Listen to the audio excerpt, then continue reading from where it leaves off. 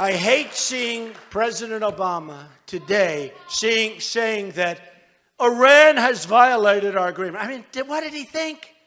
He's now complaining about Iran violating the agreement. What the hell did he think? He's like a baby.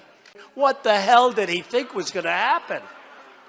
I've heard if you go through the details, Jim, and I wonder how the administration responds to this, they point out that all the inspectors that the Iranians will allow to come in from the International Atomic Energy Agency will have to be inspectors from countries that have formal, full diplomatic relations with Iran, meaning the United States will not be allowed to have any inspectors that actually go into Iran to take a look, because the U.S. does not have full diplomatic relations with Iran. What does the administration say about that? That's right, and that was a concession that was made during this negotiating process, and essentially it's because the Iranians don't trust the Americans to do a credible job of inspections. And so what you're going to see unfold, I think, Wolf, is yes, you're going to have daily routine inspections of the known sites that have been a part of the Iranian nuclear lexicon for some 5 or 6 years now. The question becomes what happens with these suspicious sites, and that's where you get into a potential cat and mouse game. The question, though, becomes for Hillary Clinton and for this White House is, as goes this Iran nuclear deal, as go these inspections and the cat and mouse games that may follow, so go not only the prospects for this White House and the legacy of this presidency, but potentially Hillary Clinton's candidacy. Can you imagine, Wolf, that she's trying to run for president and you have these Iranians throwing up roadblocks and playing games with international inspectors over these Iranian nuclear sites? It could be a very, very big headache for the Democrats. I'm going to talk about Debbie just handed me a question, about self-inspection. When everybody talking about parching and are they going to be able to have self-inspection?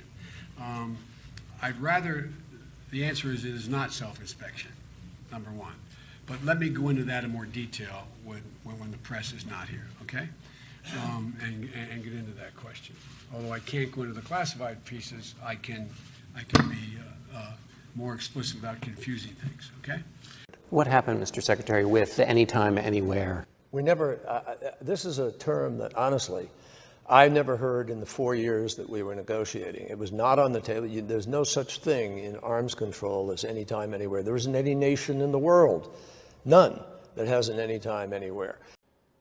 Because of this deal, we will, for the first time, be in a position to verify all of these commitments. That means this deal is not built on trust. It is built on verification. Inspectors will have 24/7 access to Iran's key nuclear facilities. Iran will have access to Iran's entire nuclear supply chain, its uranium mines and mills, its conversion facility, and its centrifuge manufacturing and storage facilities. This ensures that Iran will not be able to divert materials from known facilities to covert ones. Because of this deal, inspectors will also be able to access any suspicious location. Put simply, the organization responsible for the inspections, the IAEA, will have access where necessary, when necessary. Because of this deal, inspectors will also be able to access any suspicious location. Put simply, the organization responsible for the inspections, the IAEA, will have access where necessary, when necessary. That arrangement is permanent. New revelations of a secret side agreement in the Iran nuclear deal. NBC News has learned the UN's inspection agency agreed to allow Iran to use its own experts to inspect one of its most sensitive military complexes, a site suspected in the past for nuclear weapons activity. The Associated Press first reported the side deal for the Parchin nuclear site, with the inspections there to focus on past activity. The news comes as President Obama faces critics at home while working to grow congressional support for the deal. And the fact of the matter is that even Secretary Kerry has admitted that the United States is unaware of the side deals that have been entered into between Iran and the IAEA. Now, one can argue, of course, that this is ridiculous. How can we let the Iranians inspect their own sites that are military? But this is what part of the problem is of the deal, is that we really don't know how all of the verification procedures are going to work. Quote, the document is labeled Separate Arrangement 2, which would mean there is another confidential agreement, part 1, with Iran and the IAEA. What is this all about? How many are there? We don't even know that, do we? Well, only members of Congress and the administration know how many there are. And Secretary Kerry has said that even he has not seen all of these deals. Now, you have to take Secretary Kerry at his words, but let's assume for this argument, Jose, that there are separate deals, that there are secret deals between the IAEA and Iran, and that they are going to pose a problem for the administration that has argued consistently that it has a verification regime in place that is bar none. This is Iran's Parchin military facility, long suspected to be the site of past efforts by Tehran to militarize its nuclear program. Under the draft deal with the UN, Iranian staff will be involved in inspections at the site, an arrangement that has critics of the nuclear agreement in an uproar. Republican Senator and presidential candidate Lindsey Graham saying, quote, allowing the Iranians to inspect their own nuclear sites, particularly a notorious military site, is like allowing the inmates to run the jail. I express the United States condemnation of Iran's continued violations of various Security Council resolutions, including, as well as rather the IAEA Board of Governors. We're particularly concerned about reports that there are the loading of and preparation for the spinning of centrifuges at the Qom facility, which is a flagrant and blatant violation. First, Iran must demonstrate its commitment to transparency. Earlier this month, we presented clear evidence that Iran has been building a covert nuclear facility in Qom. Since Iran has now agreed to cooperate fully and immediately with the International Atomic Energy Agency, it must grant unfettered access to IAEA inspectors within 2 weeks. Is also at the heart of one of President Obama's most important foreign policy objectives, ensuring that Iran does not get a nuclear weapon. As President Obama has repeated many times, we are keeping all options on the table. It's a danger to the entire world, including the United States. End of quote.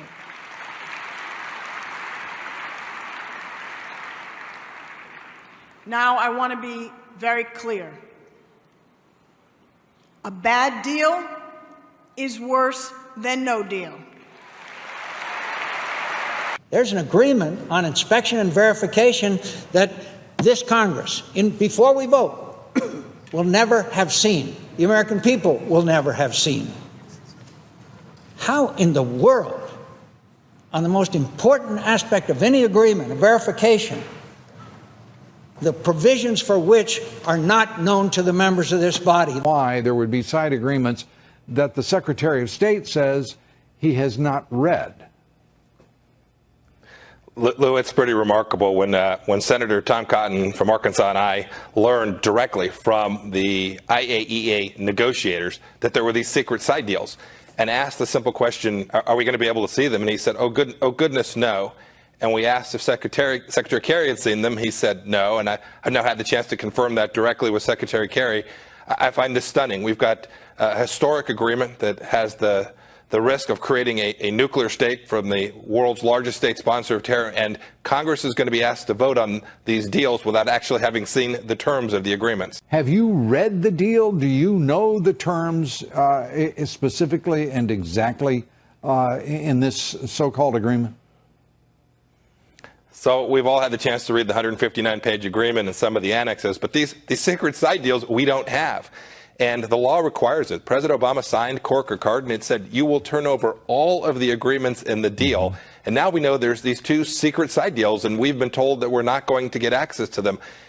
They go to the heart of verification. This president said we're not going to trust, we're going to verify. And these secret side deals go to verification of activities at Parchin and related to the military development programs inside of Iran for their nuclear weapons. Not only did they not stop the enrichment programs, not only did they not contain the ballistic missile development programs, they forgot who we're dealing with. This isn't Canada, this is Iran. And these are folks who intend to do the West harm. And I think in the course of these negotiations, Secretary Kerry became so wrapped up in getting a deal done, he lost sight of what's in the best interest of America's national security. Mr. Speaker, it seems the Iranians are not the only ones we can't trust. Apparently, there are some secret side deals with Iran concerning inspections of their nukes. The administration conveniently withheld this from Congress. Susan Rice said, quote, "These documents are not public, but nonetheless, we have been briefed on those documents. We know their contents. We're satisfied with them." So let me get this straight. We're supposed to trust the person who lied to the American people on national television about Benghazi. Mr. What else are they hiding? Maybe the details of the side deal are stored on a server somewhere. We know we can't trust the Iranians to follow the deal. Now we can't trust the administration to let us know what's in the deal. Let's hope this secret side deals are not as hard to get a hold of as the former Secretary of State's emails.